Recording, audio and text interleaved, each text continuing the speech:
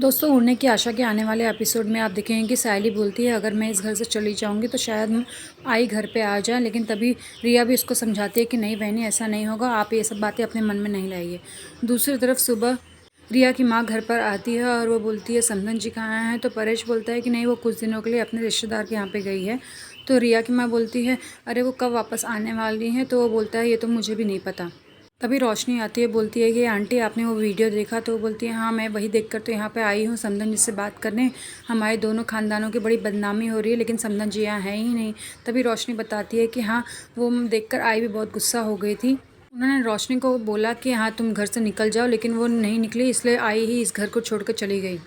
वहीं परेश को ये सब देखकर गुस्सा आता है और परेश बोलता है कि अरे समधन जी, आप अपनी बेटी रिया से नहीं मिली, आप जाइए ज़रा मिल लीजिए। तभी रिया भी आती है और वो बोलती है अरे आई तू आई है, चल हम एक अपने कमरे में बात करते हैं। तभी परेश रोशनी को समझाता है कि रोशनी, घर की बातें घर में ही रहनी चाहिए। जब सायली ने तुम्हारे पापा के बारे में अपने घर में बताया था, तुमने क्या किया था तुम्हें याद है? तुमने घर में बवाल कर दिया था, तो अब तुम्हें भी ये सब करने का कोई हक नहीं है। रिया की माँ रिया और आकाश को बोलती है कि तुम दोनों को यहाँ पे रहने में बड़ी तकलीफ़ हो रही होगी और पुलिस का आना जाना भी बढ़ जाएगा, ऐसे माहौल में तुम लोग यहाँ पे कैसे रहोगे? तो एक काम करो, तुम लोग हमारे साथ में क्यों नहीं रहते? दूसरी तरफ पुलिस दिलीप की माँ को पकड़कर पुलिस थाने में लेकर चली जाती है। जूही सायली को फ़ोन करती है कि आई को पुलिस पकड़ कर लेके गई है। तभी सायली आती है थाने में और बोलती है कि आप मेरे माँ को कैसे पकड़ सकते हो? वहीं रेणुका को अच्छा खाना नहीं मिलता अपने दोस्त के घर पे। वो बोलती है तूने क्या बनाया है ये सूखा दाल चावल, इसको खाऊं किसके साथ में?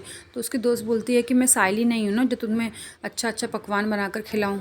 दूसरी तरफ जब सायली इंस्पेक्टर को धमकी देती है कि हाँ आप बिना वारंट के किसी भी औरत को इस थाने में नहीं रह सकते, तो इंस्पेक्टर बोलता है कि मीडिया में इस केस को इतना उछाला गया है कि मैं मजबूर हो गया था, इसलिए आप जल्द से जल्द दिलीप को हमारे हवाले कर दीजिए और सॉरी मैं आपकी माँ को लेके आया, आप इन्हें लेके जा सकते हैं। वहीं दिलीप को लेकर सायली और सचिन वकील के पास में जाते हैं, तो वकील बोलता है कि आइए आप लोग दिलीप के केस के लिए ही आए हैं ना, मुझे पता है ये केस मीडिया में इतना उछाला जा रहा है, मुझे पता था कि आप लोग मेरे पास ज़रूर आएंगे। वो बोलते हैं कि दिलीप कहाँ है, मुझे बता दीजिए, तभी मैं आपकी हेल्प कर पाऊँगा, और मैं ये एक तरफ़ा केस है, सारे सबूत भी दिलीप के खिलाफ़ हैं, अगर वो खुद को सरेंडर नहीं करेगा तो बहुत परेशानी हो जाएगी।